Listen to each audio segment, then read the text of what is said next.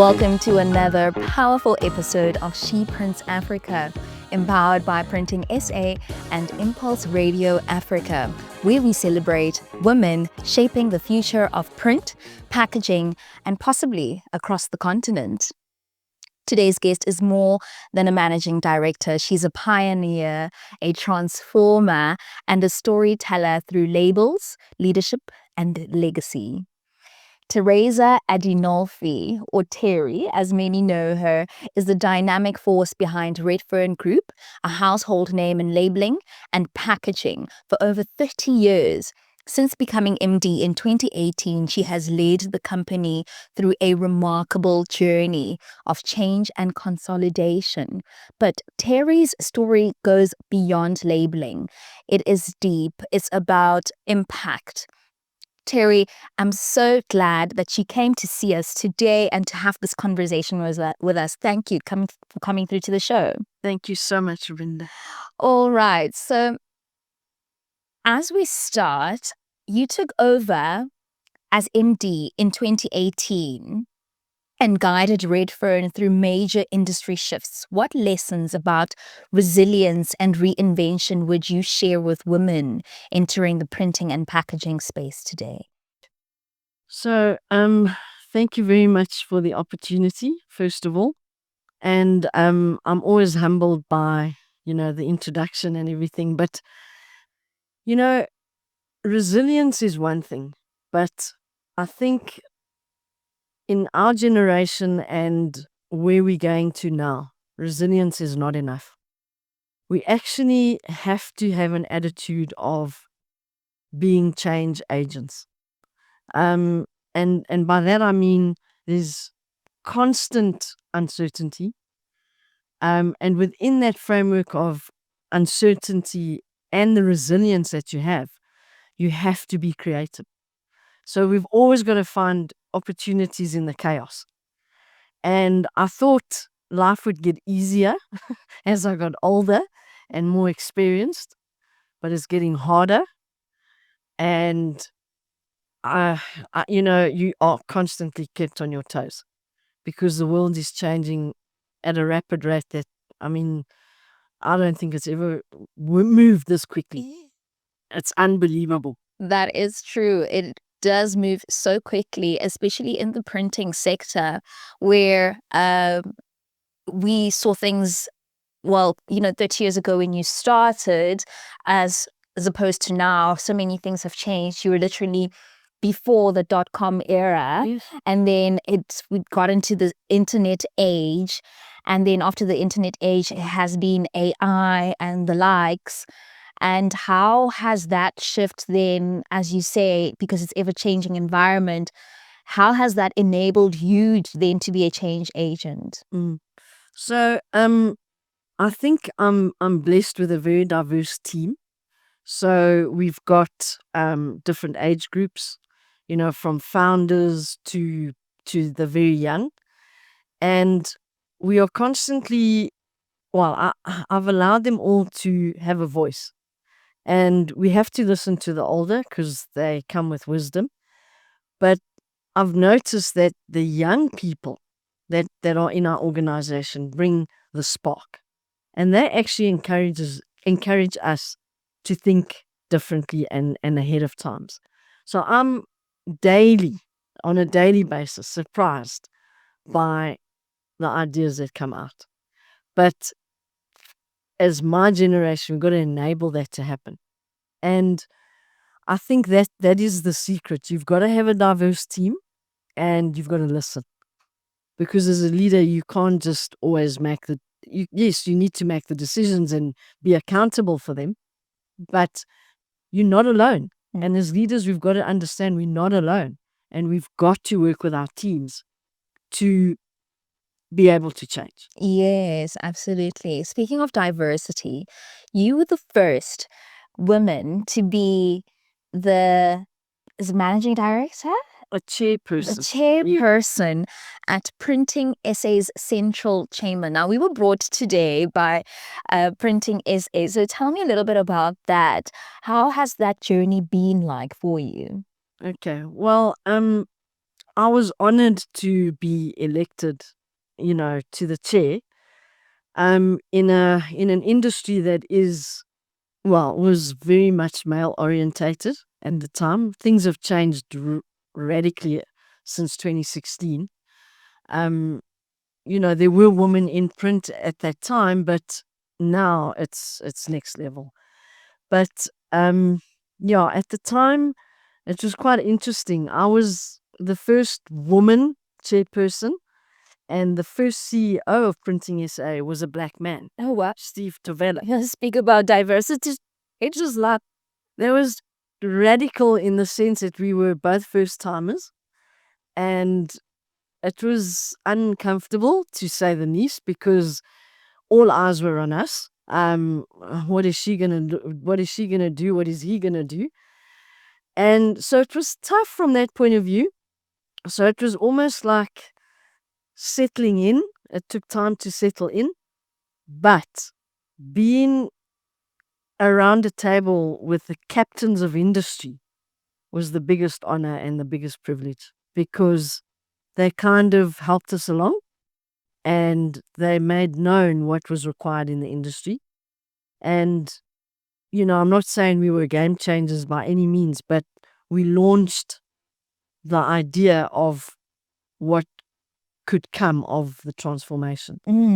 So, yeah, we talked about training, we talked about bringing in young people, making the industry sexy again. We rebranded, instead of the Printing Industry Federation of South Africa, which it is still registered as such, but we called it Printing SA, really modernizing the 100-year organization.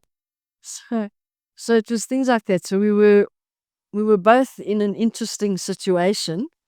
But like I say, the captains of industry that were there were amazing support, and it was a good move. It was a good move for the industry. That's good that it was a good move because, as you said, you were the first and all eyes were on you. But I think it was that trust in your board that made it comfortable. Then it became comfortable for you to then empower, inspire, and to drive change. Hope so. Were there any challenges? Yeah, and I would say the challenges sometimes, and I'm going to be really honest, because I've done a lot of work on myself. It's about perception, and sometimes my story is not the actual story. So as women, as young people, white, black, whatever it is, you've got to look at what you're dealing with as a story. Is it my story or is it the story? So the challenges were real for me, but I needed to step back and say, you know what? I know my stuff. I've been in this industry or in my company for many years. I mean, Lee Barnard and I started the business ourselves. So we can't underestimate what we know. So yes, I felt self-doubt, because I thought, the captains of industry are watching me and I'm not good enough. But you are good enough. And you've got to step back and say, I can bring what I can bring, and I've just got to be myself. So the challenge is more yourself. And you've got to look at that and say, okay, but now what can I bring? And just go. And just go with it. Just let it happen. Be authentic. Yes. Highlight yesterday actually said, you are the edge. And I completely love that, and it's sticking with me forever. Let's see. You spoke about how you co-founded Redfern. You started it. How does that story begin? How did you get to that point where, okay, you know what, I'm starting this business?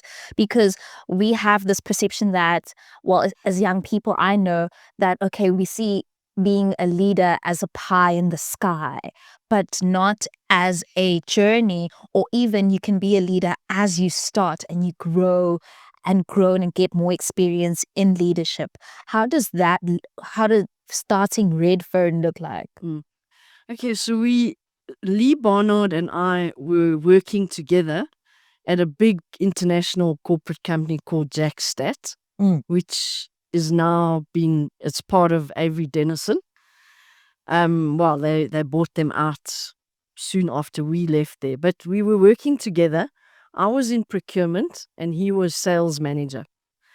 And every project that we worked on together, so if he got a deal, I made sure that the material came in and we could meet the project.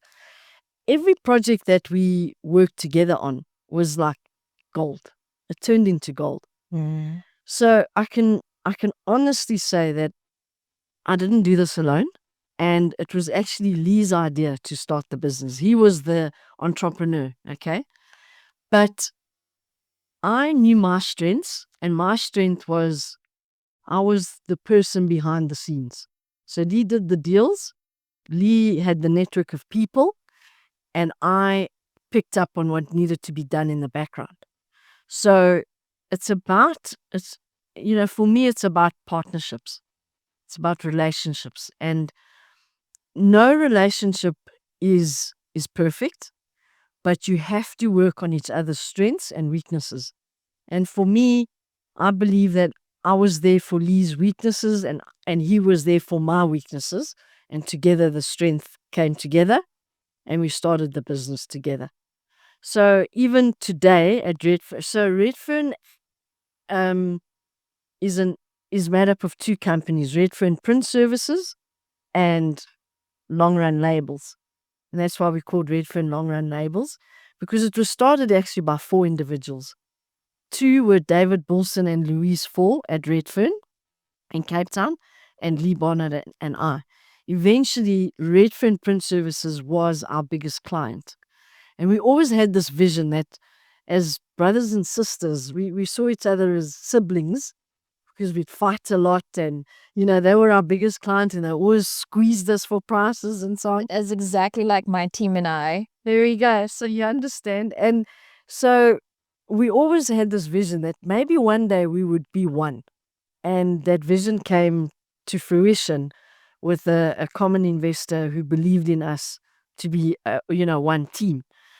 So we've built Redfern on pairs, teams that work in pairs, and it continues today. Even our production manager there's 2 RCs, because one person's strength is another person's weakness and vice versa.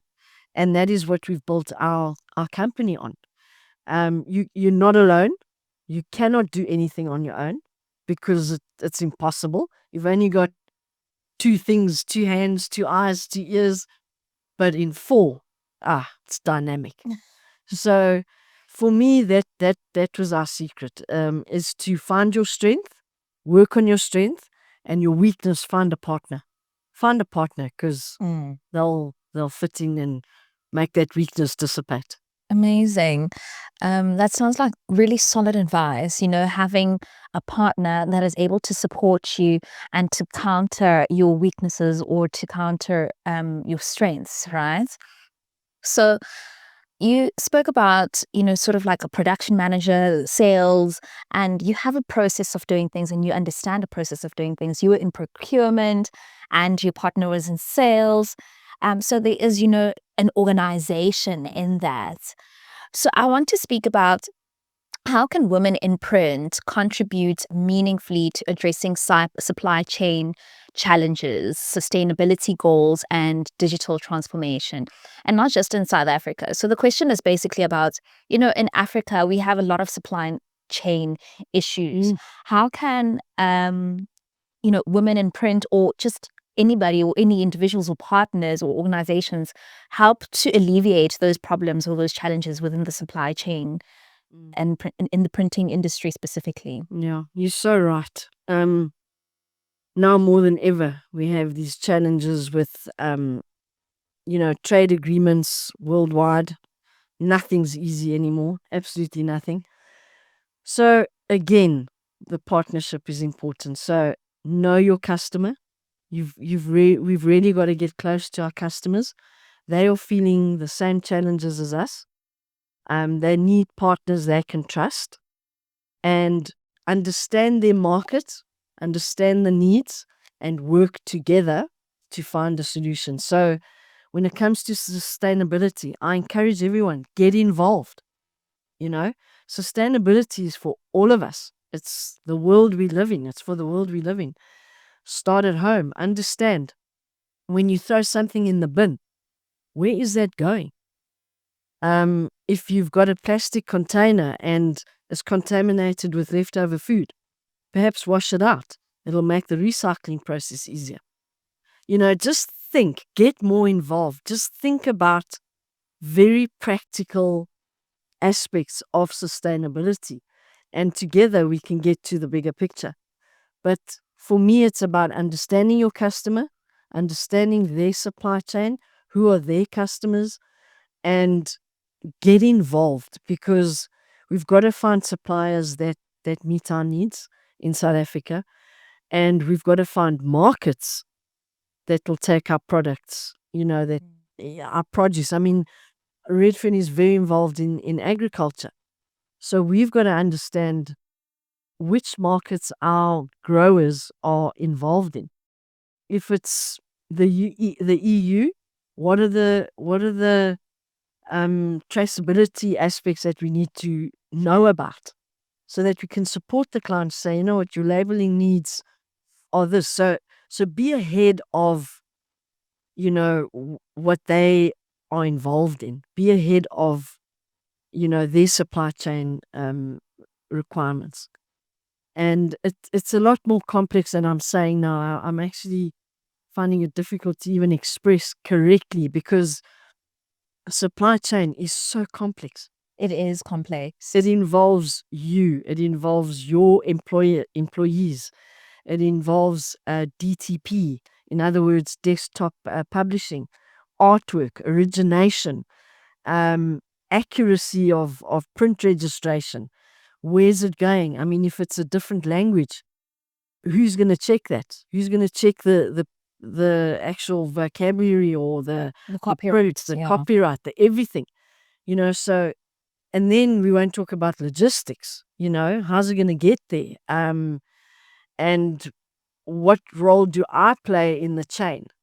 So it's so complex, but we are all part of this huge supply chain. So we've got to be well informed, totally well informed. Yeah, it is quite complex, yeah. especially when you manage as the 3,000 factory, 3,000 meter squared factories. And you navigate mergers with, I suppose, grit and grace. You have to. Yeah. What does authenticity mean to you? Authentic leadership mean to you when you have to manage so many people within the supply chain? Because I suspect that there's a lot of personalities. I suspect that there's a lot of challenges. Do you have to know everything to manage everyone? What does authenticity mean to you as a leader? So authenticity is absolute honesty. And you can't know everything, and you've got to say, I don't know.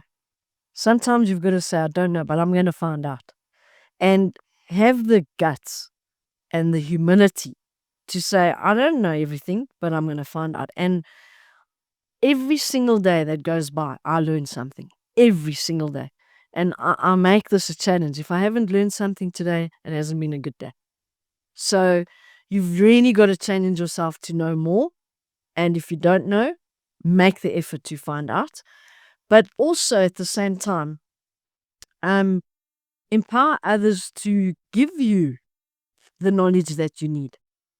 Don't say, I know everything and you can't teach me anything.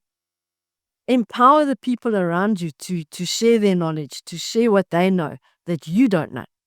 And the magic starts to happen when you allow people to give you knowledge and stuff you don't know. Honestly, it's magical. So as leaders, you've got to be open to allowing others to know more than you do. Yes, and never stop learning. Never. And surround yourself with Yeah, that's my motto, is to never stop learning. I'm always the learner. I think I'm the teacher, but always the learner. So you're absolutely right, and I share the same sentiments. You've spoken about the importance of culture and values in uniting your team. And what advice would you give emerging leaders looking to build inclusive and value-driven organizations? Okay, so what we did, and especially with the merger between Redfern and Long Run Labels, is we made a very good decision to workshop what our joint values were. And we have 12 values that we live by, that we have workshopped together as a team. And I think formulate that foundation. And by doing that, you attract people that share your values.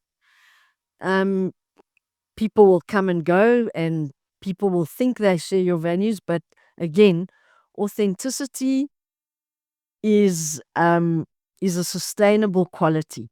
Okay, so if you are constantly authentic, it's sustainable. If you're pretending, it's going to show up, and you won't fit in after a while. Yeah. So it's important to put your values down, to understand who you are and where you fit in, and you'll find the company, and you'll find the people that you need to align with.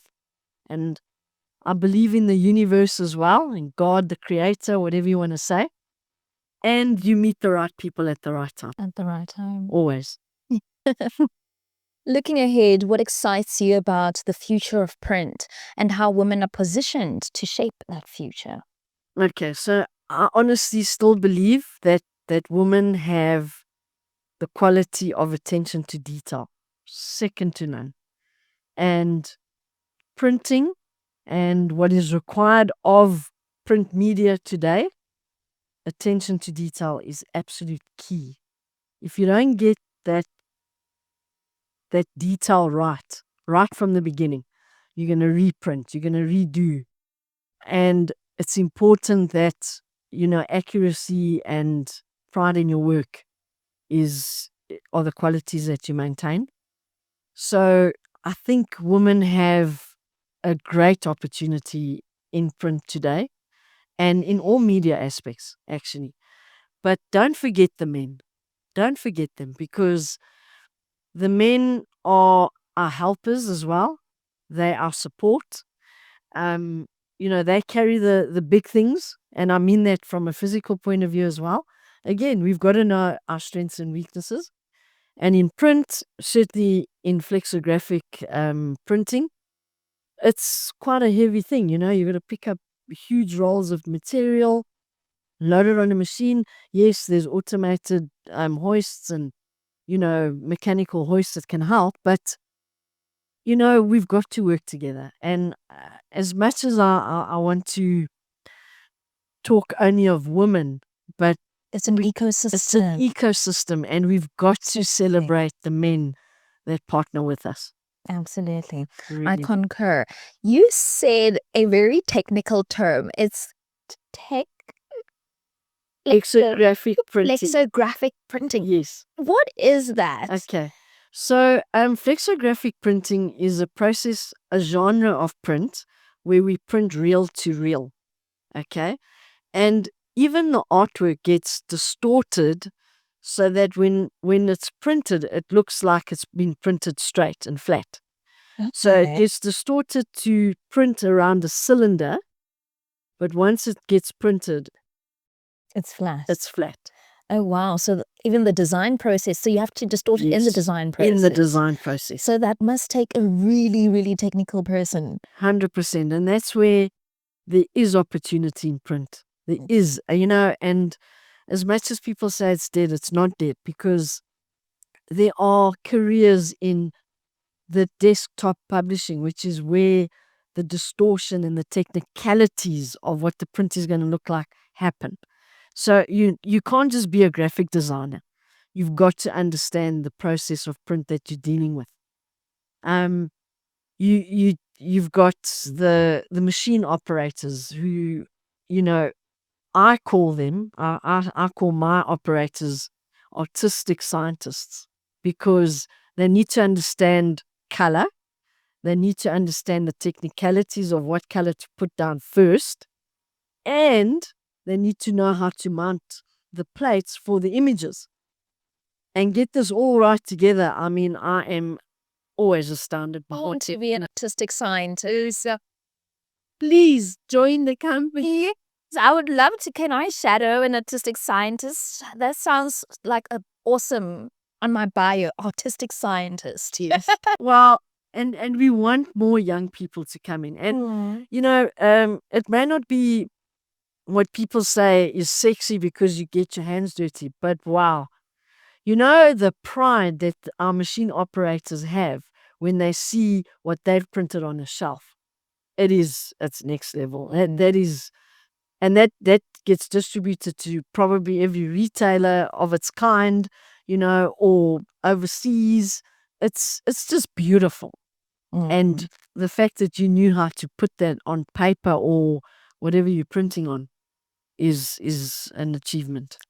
That's amazing. So you're also saying that we print things, we have these machines. Do you, I just wanted to ask, is that only in South Africa or do we have all these processes also in Africa as well? No, we do have in Africa. I mean, I think Africa has grown tremendously in the printing space. I mean, even, Zimbabwe, even countries that are battling, but they are called emerging markets, they are investing hugely in print machines.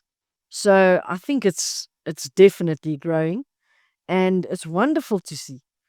And whether it's a digital machine or a conventional machine like we print because we print large volumes, you still need that eye, that attention to detail and that understanding of print.